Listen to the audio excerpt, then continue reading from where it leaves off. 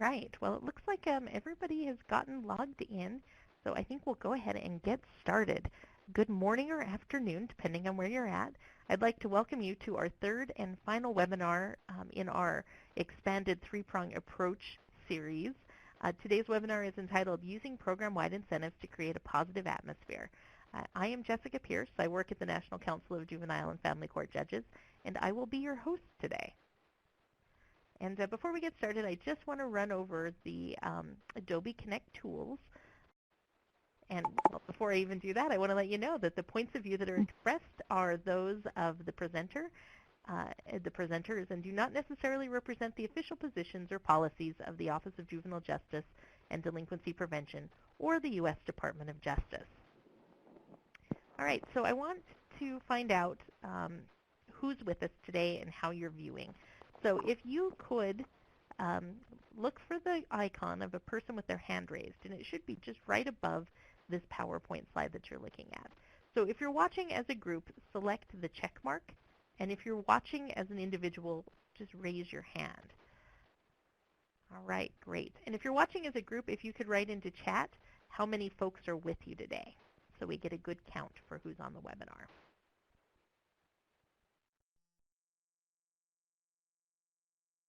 We have, a pretty good mix of groups and individuals. All right. Well, thank you, everyone. And I'm going to go ahead and turn things over to our presenter.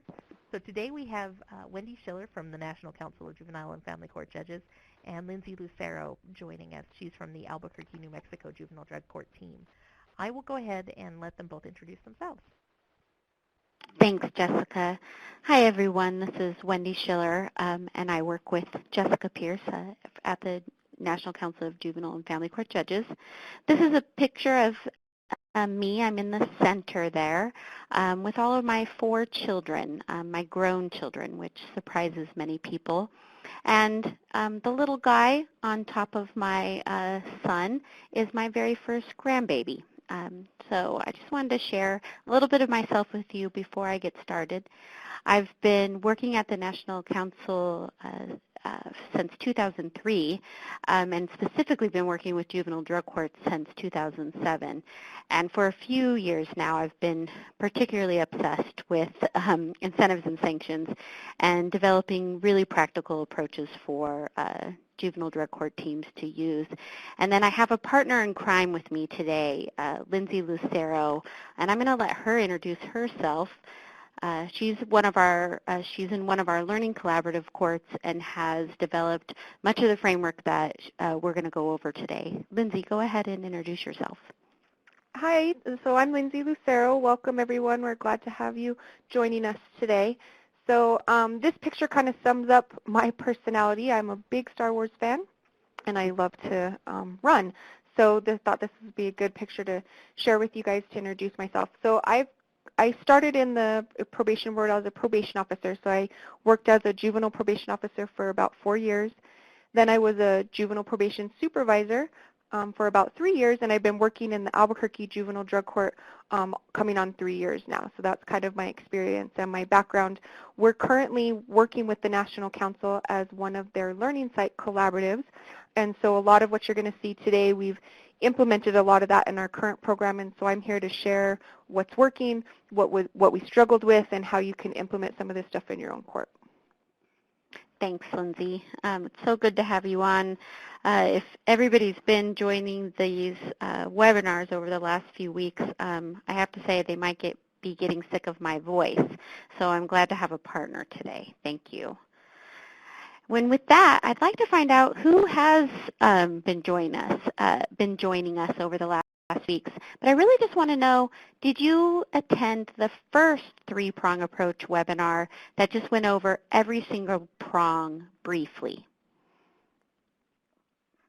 And Jess has put a poll up here. If you could go ahead and fill that in, just yes, no, or no vote, let me know if you were on that first webinar.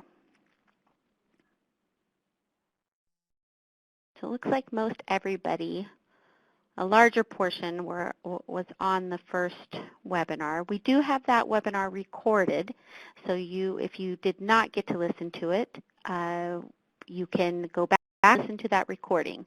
But the first webinar really just touches base on all the 3 prongs. And then we did separate webinars for each of the prongs. The first prong of the most valued privilege, the second prong using youth contracts, and then now we're on the third prong, using program-wide incentives. So we're coming to the end, like Jess said, and I think this is going to be a really fun one, and mostly because I think this prong is the place where juvenile drug court teams can be as innovative as they want to be. They can just think of how they can create a positive atmosphere in their program, in the courtroom, wherever they want when they're working with kids, just to insert way more. It gives you an opportunity to begin inserting way more incentives than you probably are, and then create this really strength-based positive atmosphere.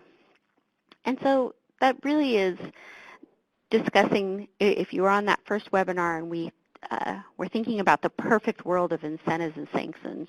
If we were doing it the correct way, what would that perfect world look like?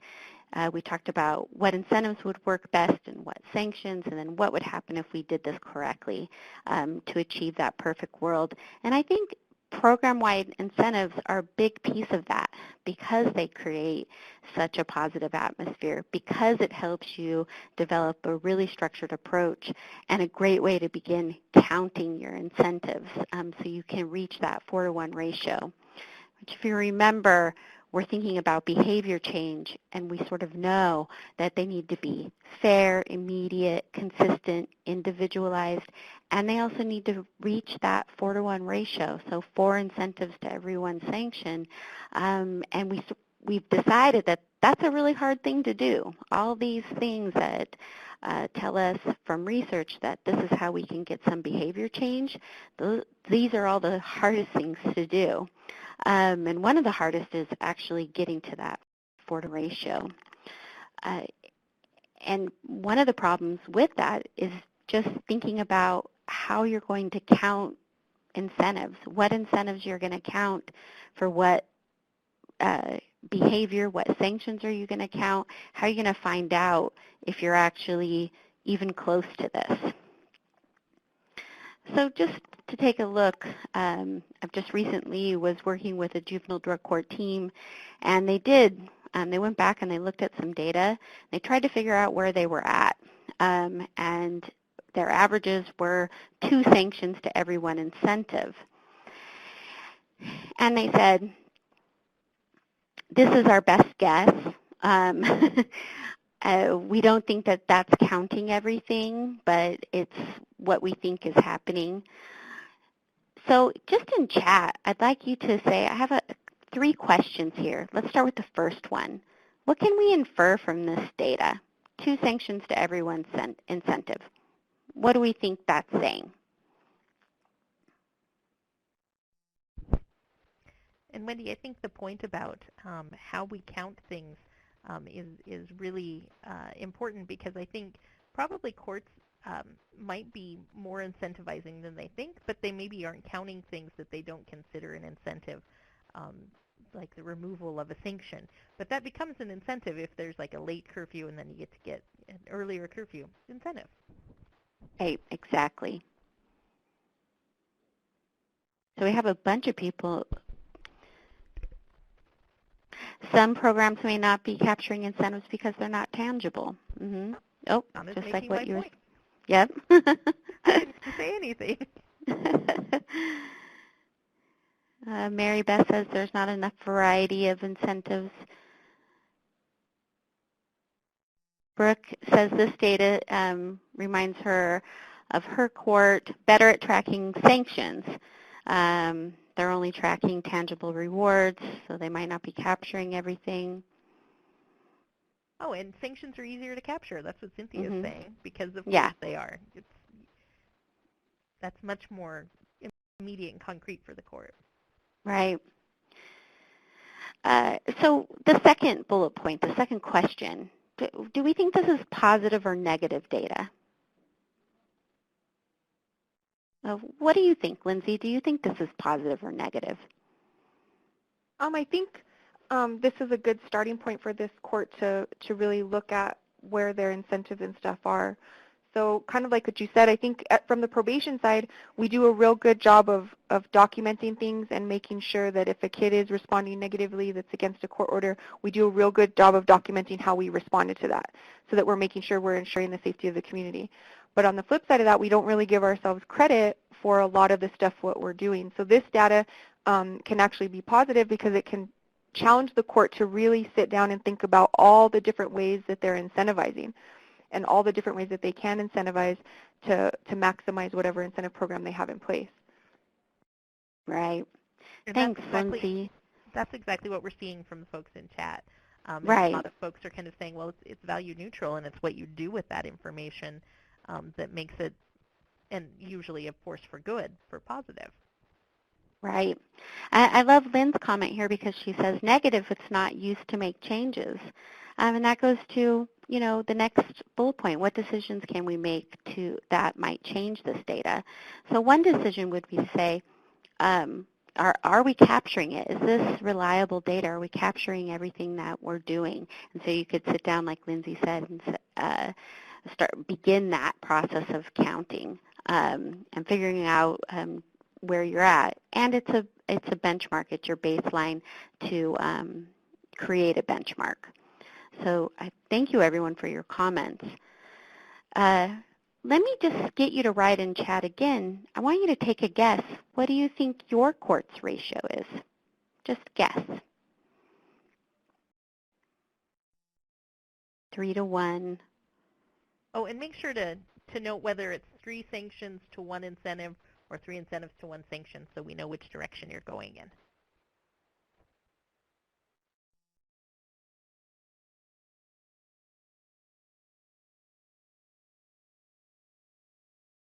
So Brooke saying 3 sanctions, or 3 incentives to 1 sanctions.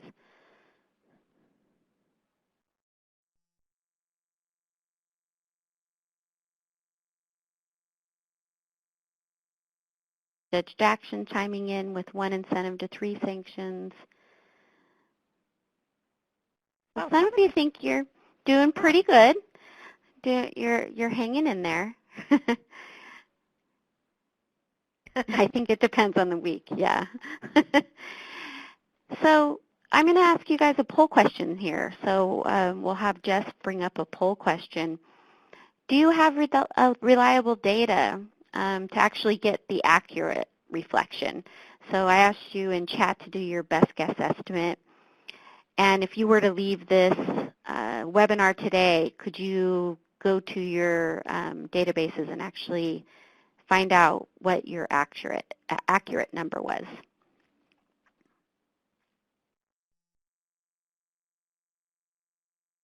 Depends on if the team has had coffee. That seems like it could be the answer for so many things. Right. That's how I feel most mornings. So a little bit more saying no. You don't know if you could actually get a reliable number. Billy saying the last 6 to 8 months. So maybe you just started this process. So you're going to begin working on that. And I congratulate you for that because that is where you need to start. So you need to ask your question. Do we have reliable data on this? And it's yes or no. And then you know where to start. You're going to begin collecting that data and thinking about it. And then every 30 days, every 60 days, every 90 days, begin looking at that multiple ways. So thank you for answering that. Because this is what we're here to do is talk about all the practical ways we can implement the 3-prong approach. And I mentioned the most valued privilege, youth contracts, and now program-wide incentives. But in every one of those webinars and every time I talk to juvenile drug court teams, I say you have to begin you have to begin by writing really good procedures and then collecting that data and doing continuous quality improvement on that. That's the very first place to start, because if we don't force ourselves to do these things by implementing a three-prong approach and then monitoring what we're doing, you'll slip back into those old ways. And the old ways is really, you're going to find that you're probably delivering more than you are incentives, because that's just really the culture of juvenile justice at large. And much of that is changing right now, and this is why we're going through this process.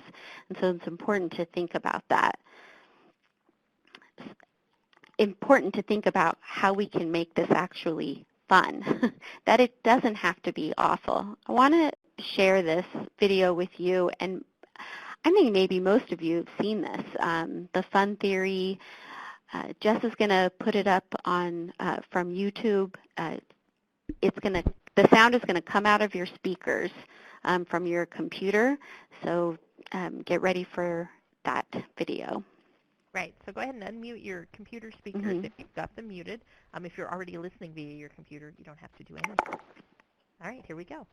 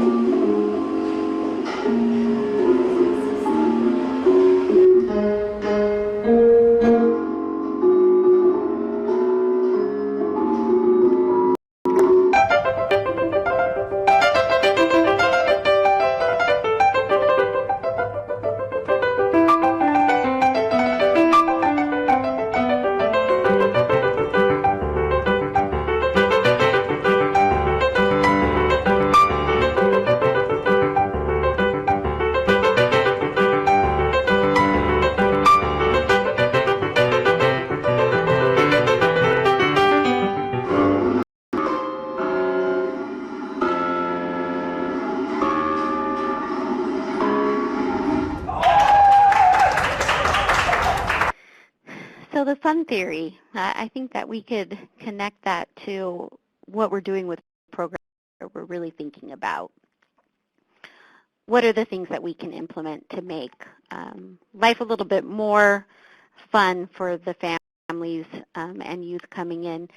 Although this is a courtroom, it doesn't have to just be an awful experience. They can learn and enjoy what's going on, so to speak, as much as they can, as much as the court can.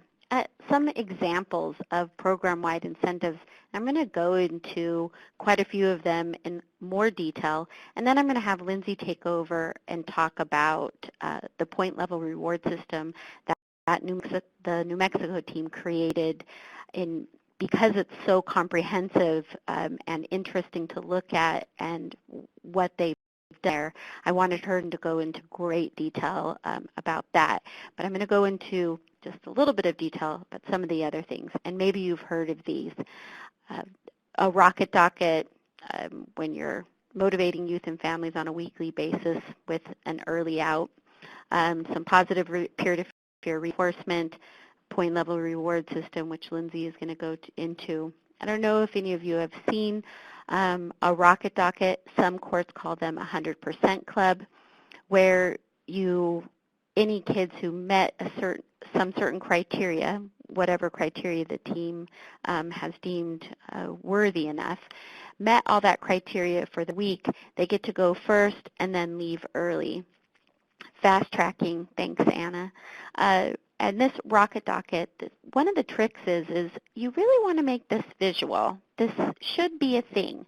So you either have a whiteboard where you're calling the people out, you have a flip chart. This is a picture of a flip chart, but you're doing something that to make it a very visual thing. And I recommend tracking it. How many kids get onto the rocket docket in a row? Can you add another layer to it? If they get 4 weeks in a row, can they get another bigger incentive?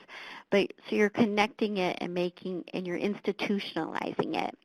So it's really important to have that visual component for the youth and families, but that visual component will also help the team institutionalize this process so that it becomes a part of your culture. And that's the most important thing with program-wide incentives. Make this a part of your culture. A fishbowl, and Lindsay, your team is doing something like this too. What I like about it is that your team is catching youth doing something right.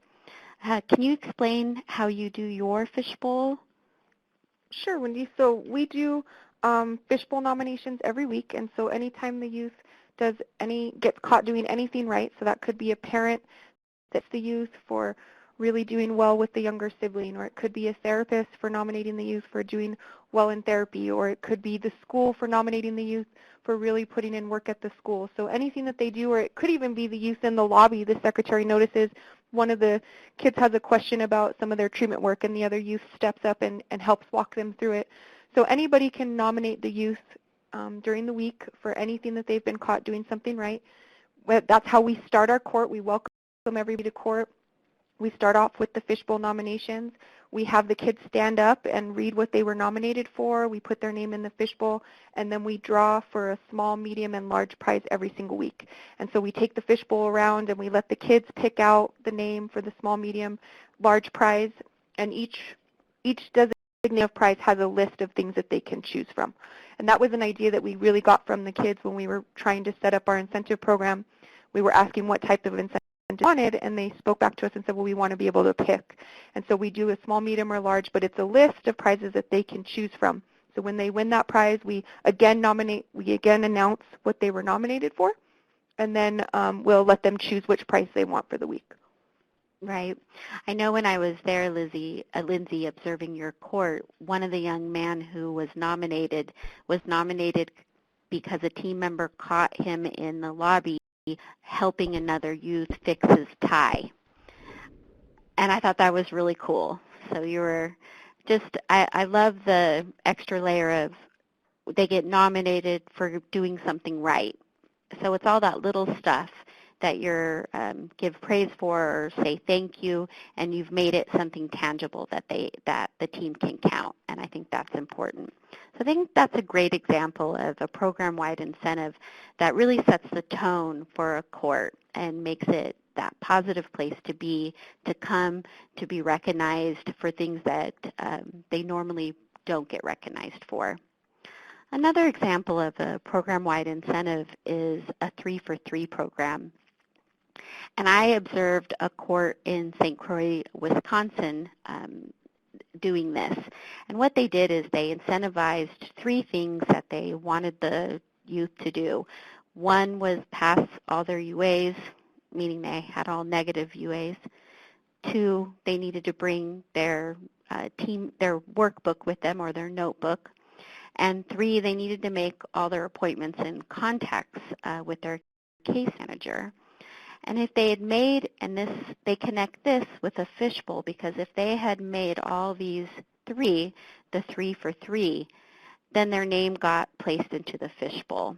And what this team did is held it every 2 weeks.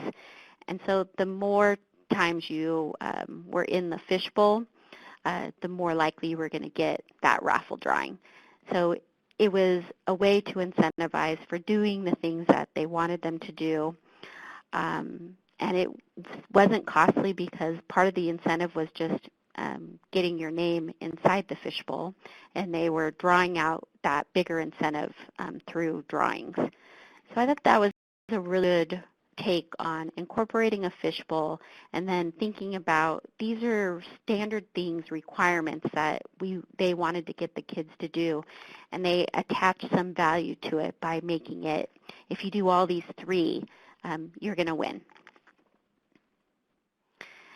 And this positive peer-to-peer example comes from a juvenile drug court team in El Paso, Texas. And their program incentive is basically they have an empty mason jar sitting in their courtroom. Every time the kids have all clean UAs, they get to put a marble inside the mason jar. And once the mason jar is completely full, they have a pizza party. And I just had the probation officer from the El Paso team here yesterday for a different meeting, and I was asking him about the marble jar and the success of it, and he said it was really cool. They've already had 2 pizza parties.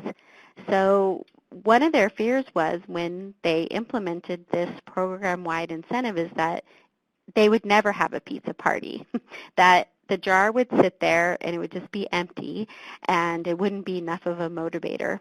But actually, it turned out they just didn't worry about it. They put it up there, and then when it started getting fuller, they could see that it was working. It was working more, and they've implemented it last June, and they've had 2 pizza parties now.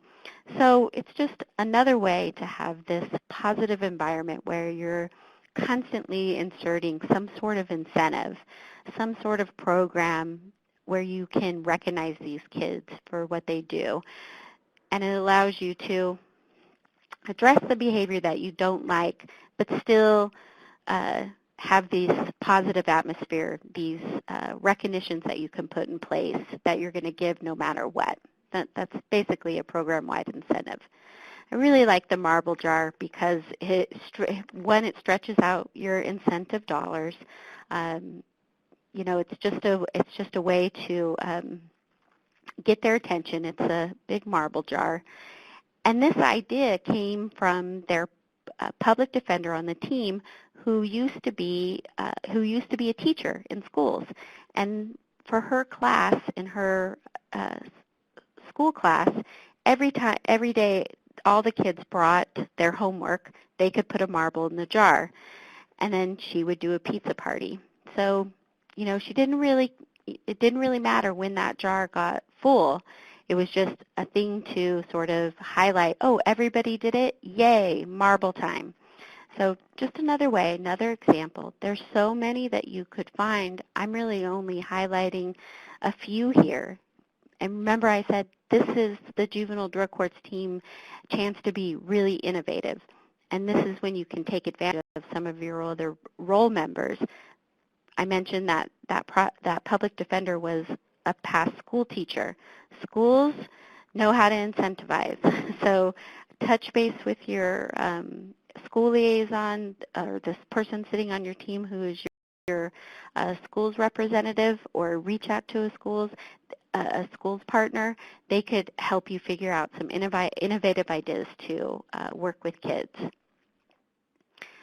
So I want to find out if any of you have anything going on in your programs.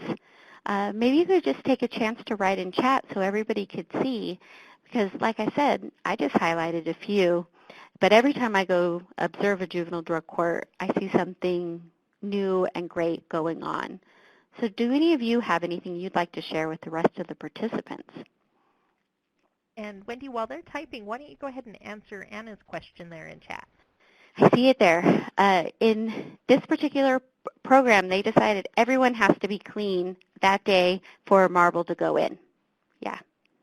So it's sort of like group think. They're trying to get everybody, that peer-to-peer pressure to get everybody to be on the same page.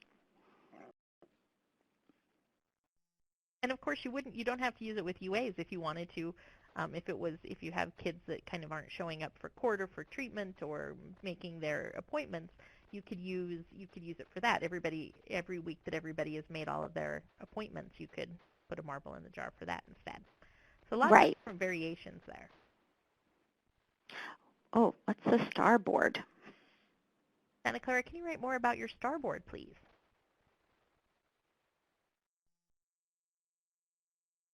I was thinking about it that you could go on Pinterest and find a whole bunch of ideas. Oh, probably, yeah.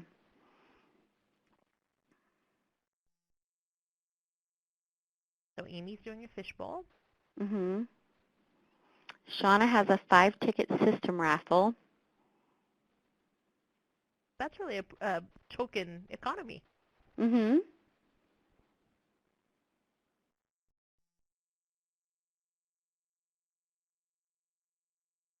I like in Mary Beth's course that kids set their own goals, and then if the kids meet those goals, they get to get an incentive. It's nice that the kids have a voice there in what's happening.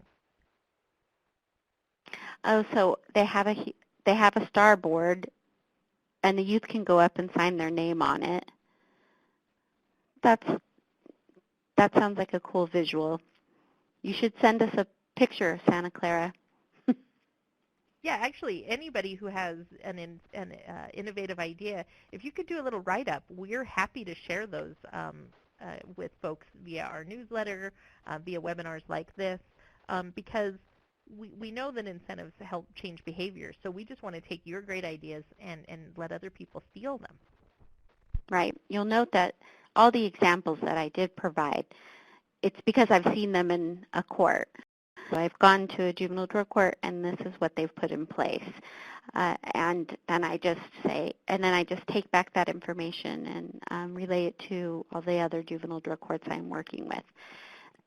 Because that's how that's a community of learning. That's what we're basically doing here. So let's talk about a point level reward system, which for me is a microeconomy. It's an economy that you can put in place in your juvenile drug court program where you attach value to required tasks. It gives you an opportunity to monitor objective progress because you've attached a value to those required tests or tasks. And I think that because you've created this microeconomy, it gives you an opportunity to teach the kids some basic life skills if you're putting it in, especially the way Lindsay is going to go through and talk about it. Because you can actually think of a juvenile drug court program. I know it's not an institutionalized setting, but it mirrors a little bit of it, where we're working with the same group of same group of leaders, the juvenile drug court team, and all the juvenile drug court kids are in this sort of setting together. And so we've created this program, we've created this atmosphere there where they have to do all these required tasks, they have to get treatment, they have to do all these things. So why not create a microeconomy to this as well? And that's what a point level reward system is. And I'm going to have Lindsay really talk about hers in more detail because it is such a valuable and comprehensive framework that she put in place with her team. So Lindsay, I'm going to turn it over to you, and I just want to thank you up front because it is such a valuable framework. Thanks, Wendy. So when we initially started this process, we were using points as part of their phasing up, and so we kind of had some idea behind points, but we really weren't using them effectively to motivate the youth. They were kind of something that just happened every week. The youth really weren't vested in it. You know, you would follow through on some stuff, and that would help you progress. And so when we started looking at contingency management and started really looking at this three-prong approach, we said, well, let's take our points a little bit further. Let's really break it down into what we're asking them to do. And so we broke in a typical week what we wanted the youth to do. And so we want them to attend therapy. We wanted them to go to school. We wanted them to check in. We want them to test clean. And so we sat down and started assigning point values to that. And so we said, okay, you know, the big thing that we want them to do is to test clean. And so in my program, if you test, you get 3 points automatically just for submitting clean UAs for the week. Then we said, you know what, in order to get them to that point where they are having those clean UAs, therapy is going to be a big deal. Decided we would break therapy into attending therapy and also attending group and assign points for that. And then we also wanted them to check in with us through the week and also go to school, and so we decided to assign points for that. But we also decided to kind of do a tier system because we understood that in the beginning of the program, you're asking a lot of these kids. You're asking you come to court, you're asking them to come to group. It's a lot for them to take on, and maybe they don't know their therapist yet. They don't know the other kids. They're not ready to talk in group. And so we said, you know what, let's just give them something for just showing up. So if they come to therapy, they just have to come and meet your therapist. You're going to get 1 point for just showing up. If you just come to group, you're going to get 1 point for showing up to group. If you participate in therapy and you have a good therapy session, you're going to get another point. And if you participate in group and present work, you're going to get another point. And therapy was really important for us. We really wanted them to be engaged in therapy, so we even give a bonus point if they do all the therapy requirements for the week. So if you come to individual and you come to group, you're participating in both, you're going to get a bonus point because we really wanted to push the therapy because that's where a lot of the work is going to get done. So when we first created it, that's how we sat down. We said, okay, what are we looking for from them, and what are the different tiers, and how can we put that in place to set it up so that they can earn points. It evolved a little bit after we had adjusted the initial points. We had problems with getting kids to meet with their caseworkers or their CSW workers. And so we said, well, hey, if they show up for one of their caseworker appointments, let's give them a point. And so that gave the caseworker the opportunity to be like, if you show up, I'll email them, you'll get an extra point for attending those sessions. So it created a bunch of different ways for us to incentivize them to follow through on some of the stuff that we were asking them to do. So that's kind of the overview of how we started creating the points. Jessica, is there any questions in chat before we move on? That's not looking like it. Wendy, did you want to add anything else to how we set up the points? Yeah, I just wanted to add that what this is what Lindsay and the New Mexico team did is create an actual base for natural and incentives and sanctions, because they're set up that if you do it, you earn a point. That's a natural incentive, and if you don't earn the point, and that's a natural sanction. So if you're thinking about that continuum of responses that we've talked about in each of these webinars, that gives you just another point in that continuum to respond, because you've created this system of, although it's this false economy, it's actually a natural incentive and sanction. So every time they earn that point, it's almost like you're getting a paycheck. So if you do the work, you get the paycheck. If you don't do the work, you don't get the paycheck. So I like to think of it really as that natural incentive that you've created, that natural sanction that you've created as a point along that continuum of responses. And that's what I like best about it. Thanks. And we kind of came across how they were motivated by points when we started doing our initial incentive program. When we did the initial incentive program, I set something up that was very fancy and elaborate, and we were going to make sure that it was fair across the board. And one of the things that when we first rolled out that very confusing incentive program that only I could understand, we started surveying them and asking them what they wanted, and I was like, I'll give you a gift card, and I'll give you this, and I'll give you that. And when I asked them what they wanted, they started telling me, well, I don't want your candy bar, I want points. Can you give me bonus points? And I was like, wow, points don't cost me any money, but for some reason you guys all want them very bad. And at that point, we weren't even using them to incentivize some of the behaviors. We were just using them to phase. And I was like, so it kind of this light bulb went off to say, hey, this is a really good way to motivate them. We should capitalize on this. And like Wendy said, and set up this system so that they can basically get this paycheck or get these points for following through on some of the things that we want them to do. So we also kind of grasped this idea about using points in other ways as well, like promoting pro-social activities. And so we noticed we ran into this really cool problem where we had a kid that had done all his treatment work. So we rolled out an incentive, or we rolled out new phase checklists where we had given them some clearly defined goals that we wanted them to complete. And we had a kid that had done all his treatment work, but he didn't have enough points. And we had never run into that problem before.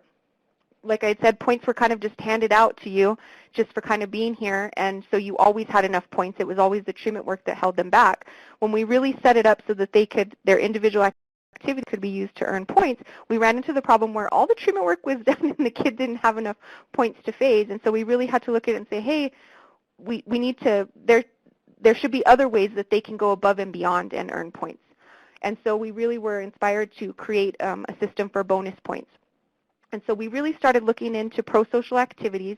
I read something online about another program that had a whole life skills system set up within their program, and I thought that was a great idea. And so we seen into life skills and pro-social activities, and we really made a list of all the things that we would like the kids to engage in. And then we assigned not only a point value to those activities, but also we said, hey, let's give them credit for community service. So some kids don't need points, but maybe they owe us community service hours. Well, I would love for a kid to create a resume for me. I'll definitely give them credit for community service hours for applying for a job or following through on journaling. And so we said, well, let's let the kid choose which is most important to them. Maybe this kid wants bonus points, the other kid has enough points, but they owe us community service for something. So we went through these activities and created a comprehensive checklist for all of them and then set it up as a way for them to earn bonus points or also to get credit for community service. Were you going to add something? No, that's great. Santa Clara has asked if there's a list of most common individual incentives that participants request. And I would move away from, my recommendation is to move away from any sort of list that you keep available, mainly because it will decrease your accountability as a team to make sure your incentives are individualized. Lindsay, can you talk about some of the ways that you figured out what the youth in your problem, or I'm sorry, the youth in your problem, that's a Freudian slip, the youth in your juvenile drug court, how'd you figure out what they wanted? What would motivate them? We do a lot of surveying, and when we initially did the incentive program, the confusing one that I created that thought was so wonderful, when we initially started that process, we were looking at different ways to incentivize. Our team was voting on which way to go, and we kind of had two dueling theories of thought on how we were going to set up this incentive program. And the therapy team said, well, why don't you ask the kids? Like, they're the ones that you're creating this whole system for. Why don't you ask them what they want? And so that was really eye-opening for us. And so we do formal surveys a lot where I just ask them what kind of incentives they want. We do surveys where we ask them, do you like the incentive program? What would you like to change about the incentive program? Is the incentive program confusing? Do you understand it? And what we've also found too, because we do get gift cards donated, and so we go out and purchase these different types of gift cards. And what we've also noticed too is it kind of depends on the kids that are in your program. Like, sometimes I'll get McDonald's gift cards and they're gone. Everybody wants McDonald's. And then sometimes the next go round, everybody's interested in Sonic. And so some of what's going to motivate that youth is also going to fluctuate with the population that's in your program. You might at one have a bunch of youth that are in your lower end, maybe they're 14, 15. What's going to motivate them is going to be different than what's going to motivate your 17 and 18-year-olds. And so really we've looked at not having these concrete boundaries and setting up stuff so that the youth can pick a lot of what motivates them.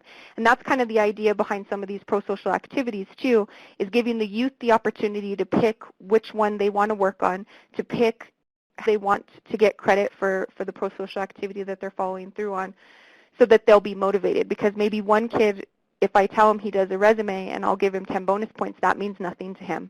But if I tell him, hey, I'll give you 5 hours credit community service, now I'm speaking his language. And so now he's going to follow through for me. And so we do a lot of ask youth what's going to work for them, what would motivate them. I mean, they're really the best people to discuss that with, because they're the ones that we're trying to motivate. So we do a lot of surveys. Right. So I think move beyond having those list of incentives and create an actual task list of when will I survey the youth? When will I do youth inventories to figure out what motivates these youth? When will I do these tasks? When will the team do tasks to figure out what the youth voice and choice is, like Jessica Pierce wrote here? And that way you can stay on top of the individual incentives that are motivating your current group of kids. So create a list of tasks to help the team figure out, when do I survey, when do I do an inventory, when do I change this up, and then you'll be able to move forward a little bit better. Go ahead, Lindsay. Okay, so let's see. All right, so the next section I'll go over, and this is kind of where we have a lot of questions. So as Jessica and Wendy said, if you guys have questions, please type them in the chat, and we'll be happy to address all those questions. So the next thing we said is, okay, now that we have these points, one of the ways that we're going to motivate them is through phasing, but let's also let them choose some of the incentives that they want by using their points. And so you can see here is an example of a menu of incentives that they can purchase with their points and point values assigned to that. We created this part of the incentive program. We sat down and said, okay, if a kid's going to get credit for 1 hour of community service, how much is that worth to us? So for an hour of community service, what does that look like? And so in a current week, our kids can earn up to 13 points a week. And so we said, okay, is that a full week of work for 1 hour? Is that a half a week of work for 1 hour? So we really started to translate the work that we're getting via the points. What does that translate into as far as the incentive is concerned? So extend your curfew on an hour for 1 day. Maybe we want a full week of work of comprehensive points for that child to be able to earn that. Something more expensive would be like a $10 gift card. Then we also said, okay, well, now we've got this setup of we've translated these rewards into how much work they're kind of worth via these points. And we started having the team go, well, but what if they're on house arrest? We don't want to extend their curfew. What if they had a curfew extension? We don't want to inadvertently reward them when they just had a violation. And so we said, well, why don't we set up purchasing guidelines or purchasing requirements for these points? Just like in real life, when you're applying for a loan, you've got to have good credit to be able to get that loan. The same kind of idea applies here. So if you don't have good credit with me, that you're going to follow your curfew, that you're going to check in, and that you're not going to have violations, then you can't purchase that curfew extension. You need to be able to prove to me that you can follow the rule in the first place. Once you can prove that, then you become eligible to purchase that reward. So this again sets up, the kids can purchase 1 reward a week. They can purchase no rewards. If they want to hold on to their points so that they can phase faster, that's their option. If it's more important for them to go to a movie with a friend and they're willing to compromise and let them be delayed a week in phasing, that's the choice that they have to make. But it's about giving them those choices, which really helps them buy into the incentive program. It really helps them buy into, these are my points. I can do what I want to do with these points. And so I'm going to work harder. If I know that I do want a curfew extension, then maybe I should work on some bonus points so that that doesn't delay my phasing. But it really individualizes the incentive program so that the youth can decide if they want to work harder, what they want to use their points for. And it also sets in kind of that consequence too. Well, I can't purchase anything with my points. I didn't come to therapy this week. I don't meet that purchasing guideline, so I can't use my points for that incentive. So maybe next week I need to do a better job following through on what the program's asking of me so that I can qualify for that incentive. So that was kind of that's a lot, I know, for one area. So I don't know if there's questions, or Wendy, if you have any clarifying things that I may have left out. Well, I want to point out that I made these slides for Lindsay, and I use them when I train. She's much better at delivering this information than I am, of course. But I want to point out this is just a snapshot of the comprehensive framework that you created. So when you're looking at even when you just go back one slide here, it's just a snapshot. There's many more things, and then there's many more things in this, in the reward system. So I just wanted to make sure that the participants knew that they were only getting a snapshot right here. We do have the framework available, right, Lindsay? Great, Wendy. Yeah, that's a really good point. Currently we have on, as you talked about this previous slide, we have 22 pro-social activities, and I actually had a kid last week say, hey, I need more life skills. And I said, okay, well, why don't you give me a list of things that you think should qualify for life skills, and we'll see if we can put those on there for you. So it's constantly evolving. The other thing about the incentives that they can use, it really needs to be individualized. So like Wendy said, we can give you a framework for kind of what's working in New Mexico, but even what works in New Mexico changes with time. And so one of the things that we missed just recently is that we weren't getting as many clean days as we were looking for, and so we really started talking about incentivizing clean days, like really pushing for those clean days. And so we said, you know what, why don't we connect attendance in court to clean days? So the more clean days you have, the less time you have to come to court. And then we took it a step further and said, you know what, maybe some of these bigger incentives like these gift cards, we should link some clean days to those. And so we've actually even updated the purchasing guidelines within the last couple weeks. So you really have to look at the population of your drug court. You really have to look at your data to see if it's working. Because what you may have put in place 6 months ago, maybe a year down the line, it's not working for the population that's in your court. So we're constantly surveying the kids. We're constantly looking at the incentive program to make sure that it's giving us the results in our data that we're trying to accomplish. And we're making adjustments to that as needed to make sure that it continues to work. So it constantly has to be revisited. One of the things that came up about a month ago too is one of the kids, we had a lot of kids that for transportation-wise couldn't get to the office to test, and we do a designated testing time. They got to get down here. And one of the kids talked about, well, can you test me in the field? Like, can I give you points to test in the field? And that was really cool for us because I'm like, that's wonderful. That costs me no money. My staff's in the field anyways, and if you'll do what you need to do to earn your points, and all I got to do is come out and see you when I need to check on you anyways, perfect. So we additionally added that to our incentive program recently. So what you think what is like a no-brainer to the kid is something like really mind-blowing for me. I was like, really? You would use points for me to test you in the field? And when we started asking the kids, a bunch of them said, yeah, that would really help me out. I would use my points for that. And so you can create incentives within your program that don't cost you any money, stuff that you're going to do anyways that you didn't realize that was so important to the kids. So you're constantly having to ask them, constantly having to revisit it, constantly having what's working and making adjustments when it's not. Right.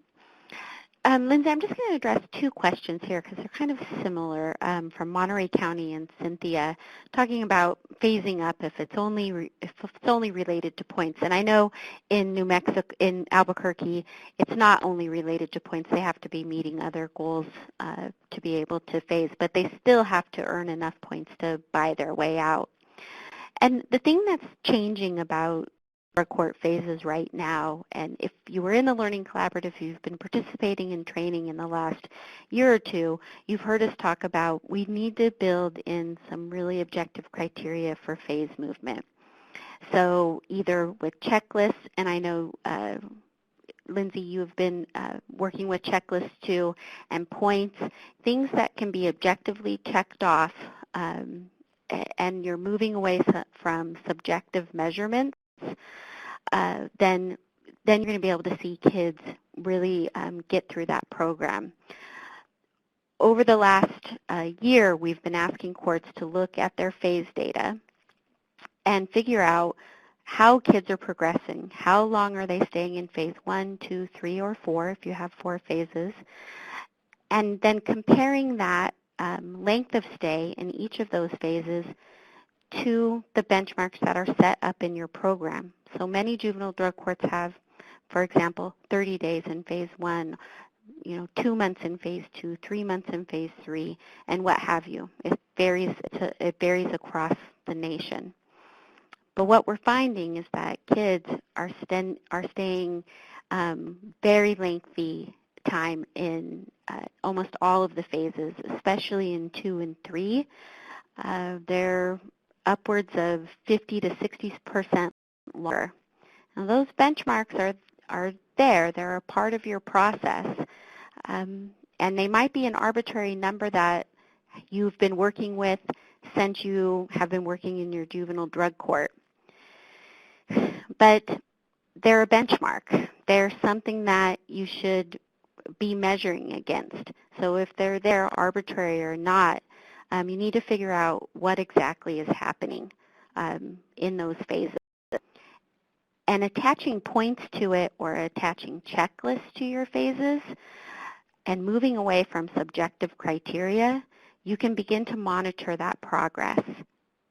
And you can begin to hit those benchmarks. And then you can begin to see how long does it actually take to do all the things that we're asking them to do in phase 1, in phase 2, in phase 3, in phase 4. How long does it actually take? Those benchmarks are a part of your process. And if you have a date there, if you say it's 3 months and you don't meet that, then you're not really adhering to your own process. And so when Lindsay began attaching points to these things, and when the other teams began attaching checklists, they could see that the kids were meeting those benchmarks. Lindsay, can you talk just a little bit about that? Sure, Wendy, and we just rolled out a new phase structure this last year, and so, but that was the kind of idea behind it, and really, in speaking with the council and looking at the Learning Collaborative, really challenged us to think about, okay, what do you want them to accomplish?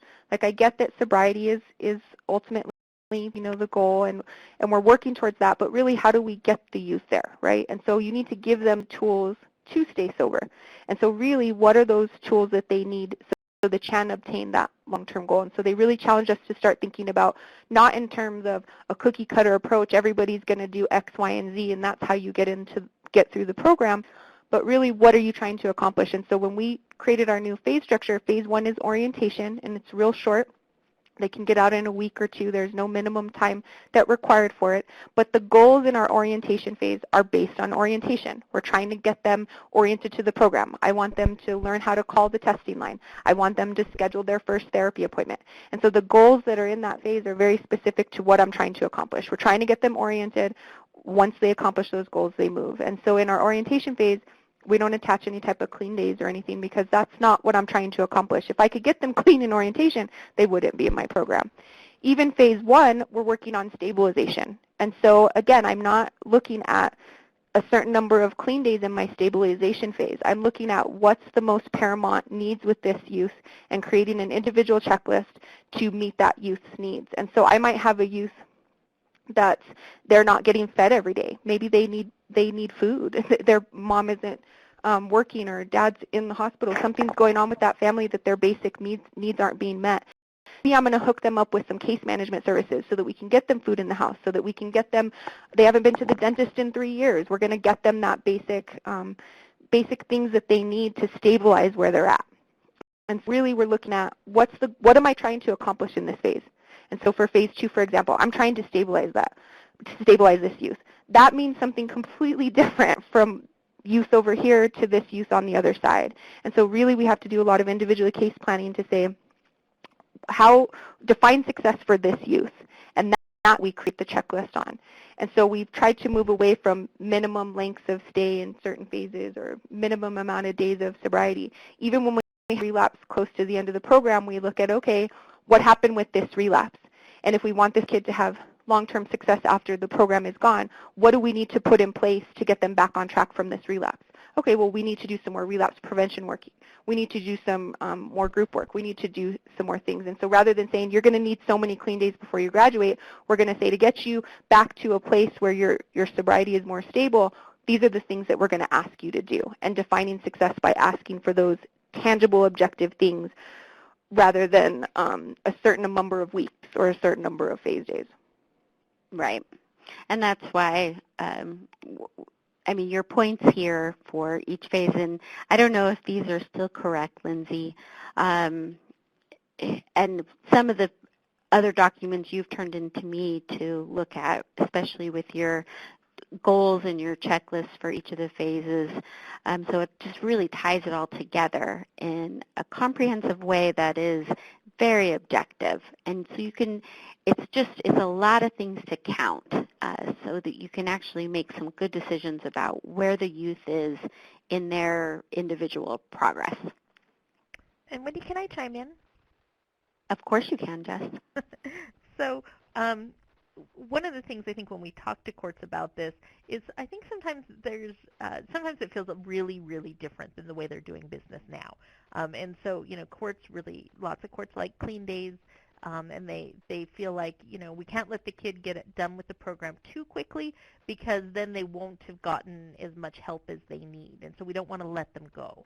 And so for any program that's thinking about doing this, I think it's always a negotiation from where they're at to kind of this idealized world where we want them to go. And I get that there are challenges and fears. And so I always say to courts, go as far as you're comfortable going.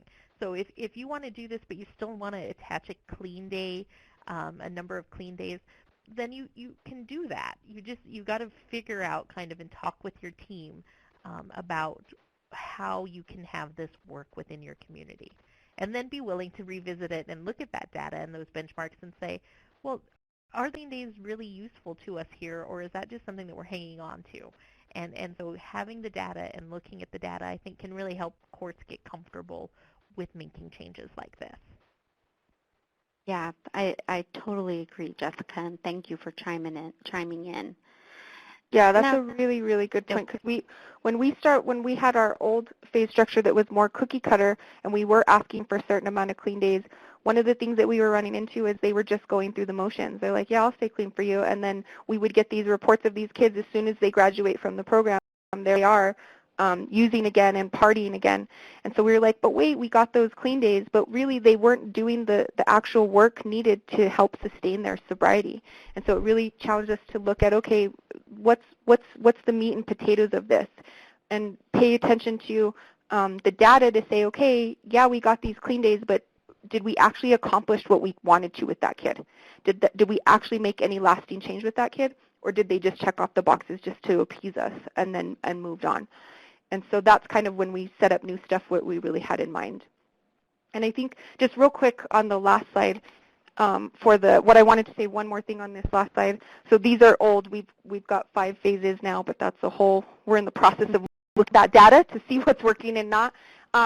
But I did want to make a little point about what do you do when a kid is checking in and going to school and just not doing their treatment work, right? Not doing those meat and potatoes of what you need them to do to help sustain their sobriety.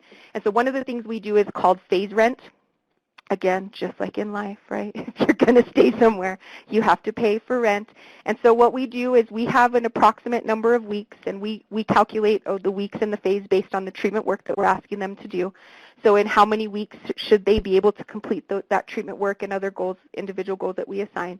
If we get to that point, so say we're in phase 2, should take them about 4 weeks to complete the treatment work that we're looking for. It should take them 50 points. We get to the point where they've got their 50 points. They just haven't done their treatment work. Then what we do is we do a phase rent contract, and it's actually, it's an actual lease. We got a lease offline and edited it to fit our needs. And basically what it says is it's an agreement with the kid that says, I understand that I have all my points needed to phase. I understand that the reason I'm not phasing is because I haven't worked on my individual goals. I understand that at this point I'm going to start paying phase rent until I do phase. And so it really hits their pocketbook again to say, hey, you can't just sit in this phase going to school and checking in and racking up these points to buy these incentives when you're really not making any movement towards the program. And so we set up that lease agreement, and they have to pay their rent every week until they phase. And so it's a way, because one of the things that we were worried about is, hey, that kid that's not progressing in the program but doing the minimum to get by, they're going to have more points than the kid that's doing everything that they're supposed to do and is progressing quickly. And so the phase rent was a way for us to put that in place to prevent us from inadvertently incentivizing kids that were stagnant, but also putting a fire under their tissues to get them moving, because we know how important the points are to them. And so if we can hit them in the pocketbook and get those points, then they start going, well, I don't want to pay phase rent. I'll move because I want to use those points. So I think there's a question in the chat, who tracks all the points. So there's a couple different ways you can do it. We have an Access database that we track our points in. You can also track them in Excel. I also give the kids point sheets every week, and I have an Excel template that I could send you to. But basically, I give the kids a point sheet every week that tells them how they can earn points, whether they earned the points, what was their points for last week, did they make any purchases this week, did they pay phase rent this week, and what their new points are for this week. So we're lucky that we have an Access database that's very wonderful and does all that for us, but you can easily do it in an Excel document as well. And like I said, I have a template that I'd be happy to share with anyone who needs it. Amber, what she means is she does it. She's Yes. the program manager and the coordinator. So the role that this best fits under is a coordinator. They're really going to be keeping track of this process level stuff and making sure that all the points are there, that kids are meeting benchmarks, that goals are getting accomplished. That's a coordinator is doing that. Yeah. Yes. And I think that this is definitely one of those areas because of how you use the points and how kids can buy things with their points, that you want to encourage the youth to probably track their own points as well. But in order to maintain the integrity of the program, you probably wouldn't want to rely only on youth report and youth tracking because they might be tempted to do a little bit of cheating in their own favor. Or if you made it tangible, then you were actually giving out dollars and stuff. Well, they might be kind of trading back and forth and trying to get stuff. And so thinking about kind of those areas where it might be easy to exploit the system, I think is important for teams to do. And then the other thing I think with Lindsay, you've heard her say, well, we actually changed this. So they're trying things, and then they're adjusting as they go along. And so be willing, I think, to, if you implement this, willing to be creative and then look at your data and then be willing to make changes if you need to. Yes, and the kids will tell you if you make a mistake on their points as well. They you didn't reward this point. They hold their CSWs accountable, their caseworkers. My caseworker didn't email you. I met with them yesterday, and the points are very important. And so if you make a mistake, you have built-in checks and balances because they won't let you get away from it. And then next week they're looking for it. Did you make that adjustment to my points that you said you were going to make? Because they grab those point sheets, and the points are listed on the board too. We have a screen that we post how many points they earned for the week and how many clean days they have, and that's the first thing they do when they come into court. Everybody's looking at the board. When my administrative assistant is out and I don't know how to work the computer as good as her and I don't have the board, everybody's like, where's the board? Why is it at? How many points did I get this week? So they'll hold you accountable too. So this slide is a little bit just sharing some of my data with you. And so in FY15 was really when we started making changes to our incentive program. In the middle of FY14, I created the first version of an incentive program, the one that I call So Fabulous. It was so confusing. And so that's really where we started making our first effort, though, to say, hey, we're not incentivizing enough. How can we incentivize? How can we make it fair? Really where we started making the changes. But in FY15 was really when we rolled out contingency management. We really started being deliberate about it and really put a lot of thought into setting that up. And so you can see in FY14, we had given out about 327 incentives. We had a monthly average of about 27 incentives that we were giving out a month, and our incentives were costing us about $3.79 per incentive. So then we really came to the drawing board and started looking at these incentives, started asking the kids what they wanted, started really reaching to the community to get donations for incentives, really starting to beef up our incentive program. And so at the end of FY15, after we had rolled out contingency management and the award system, we had given out 1,104 incentives. Our monthly average of what we were giving out was 92, but our cost per incentive went down. It went down to $1.23. And that's very interesting. But part of it is that really when you start looking at some of these intentional incentives, if you give the kid a choice between money and something that doesn't cost your program any money, there are a good percentage of youth that are not going to take the money incentives. And what I found looking at FY14 to FY15 is in FY14 we were just giving out gift cards. We would sit in staffing and we'd say, you know what, they had a really good week. Let's give them a $5 gift card.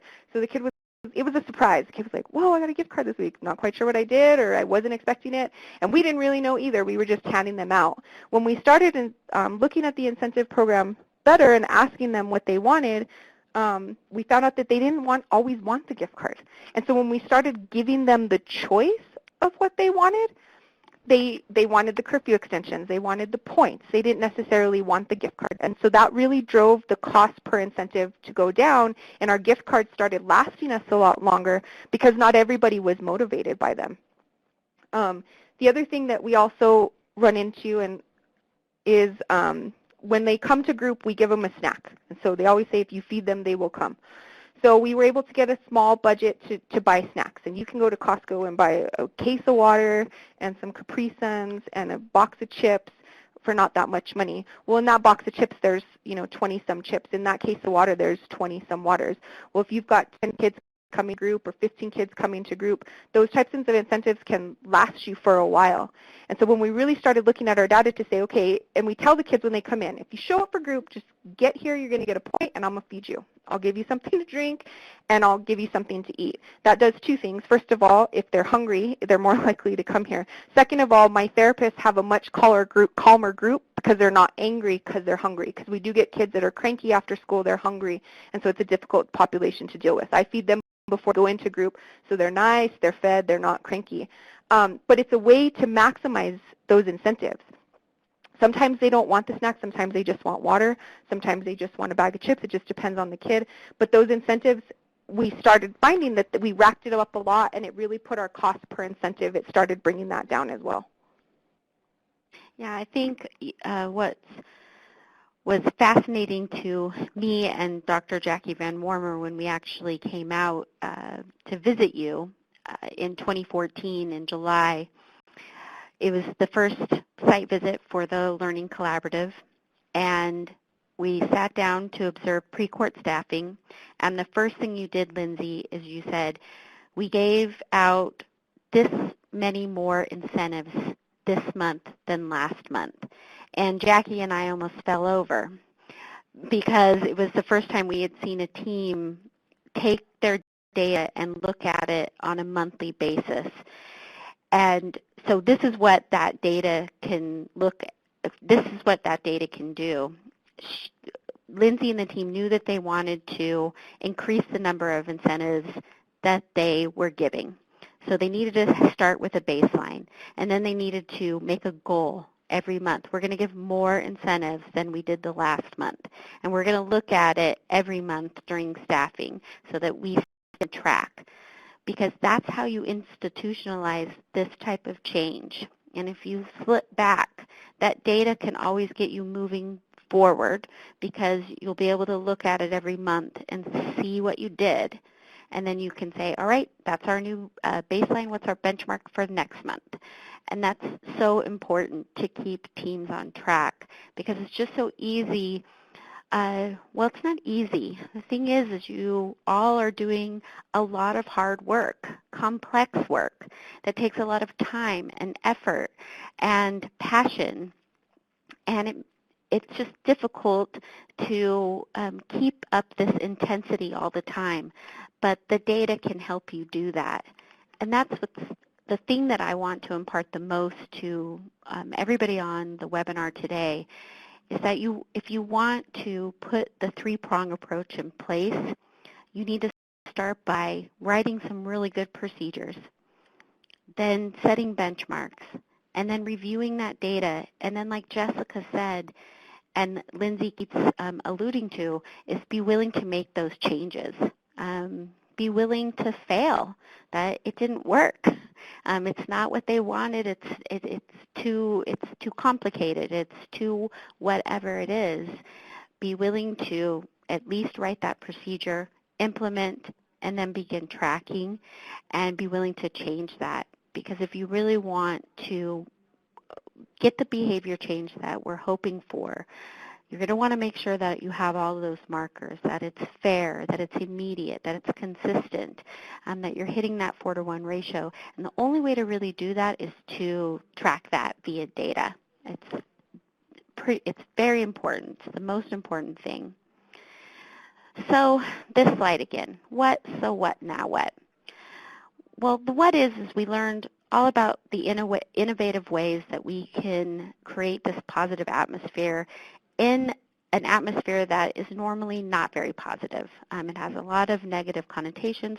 The youth and families don't want to be there. So how can we make this an atmosphere that they might want to come to, since we really do want to get them engaged in this process? Since we know if they are engaged, they do better. So how can we make that happen? Well, putting some of these program-wide incentives in place is one way to do that. You're creating this positive atmosphere. So that's the so what. Because we know we want to create this atmosphere where we're engaging the youth and families, it's important to begin thinking about brainstorming some innovative ideas, or even boosting the, because many of you wrote about innovative ideas in chat, boosting that, or not even boosting it, but beginning to collect data on it so that you can accurately track and tell your story about the incentives and sanctions in your own program. So now what? What are we going to do with that? I'd like each of you to take a moment and write in chat if you were going to implement this approach, or the point level reward system, or the marbles, or the 3-for-3 program, or a fishbowl. What would be the first thing your team needs to do? Just write in chat. What do you guys think is the first thing you need to do?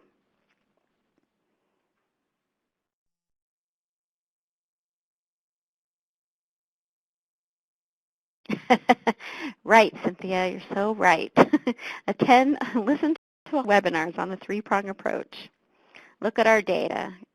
Excellent, Brooke. That's right. You really want to get that baseline. What is even happening right now? Brainstorm. Create charts. Set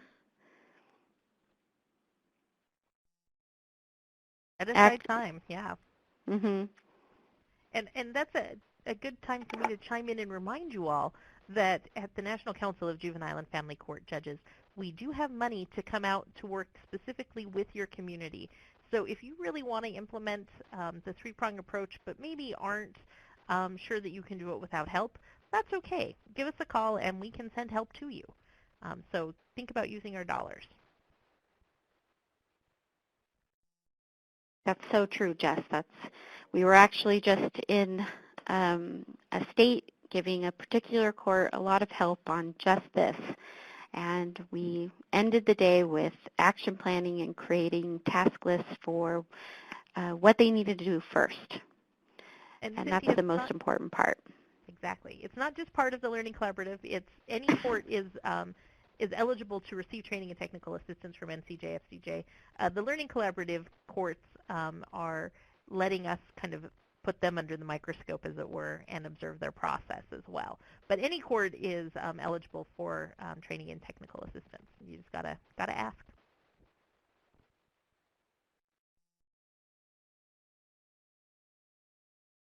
So with that, thank you all for chiming in about what's the first thing you're going to do to implement a program-wide incentive.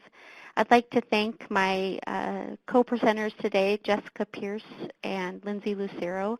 Without them, we wouldn't have been able to do all of these webinars. Jessica does all the back part and makes this run seamlessly, and also is so knowledgeable that she can answer all of your questions in chat and chime in and give all of her great advice and recommendations. And without Lindsay, we wouldn't have that comprehensive framework that we showcase all over the country, and many of the innovative things that Albuquerque is doing. So I thank you very much. And I thank all of the participants for taking time out of your day to participate on the webinar. All of your work and feedback and your innovative ideas are contributing to the field in a way. And Wendy, just before we wrap up, I want to plug our next webinar, which is going to be on targeting, getting the right kid into the program. We'll actually have Lindsay as a co-presenter for that one as well, because as part of their changes, Albuquerque has implemented this, but they've also really changed how they target. And Lindsay, your graduation rates have changed pretty dramatically over the last couple of years, right?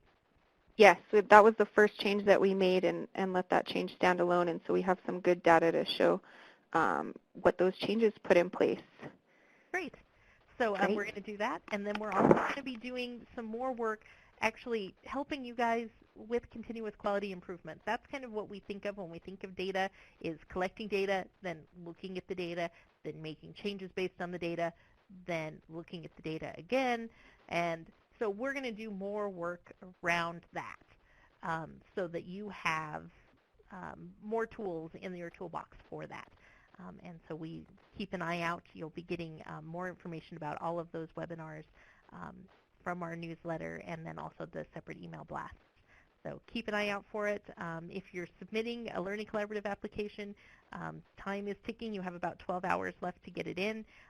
So get on that. And otherwise, give us a call or an email for any assistance you would need for your course. We'd like to thank everybody for participating today. And don't forget to complete the evaluation that will hopefully pop up on your screen when I end today's webinar. Thanks, everybody. Have a great rest of your day.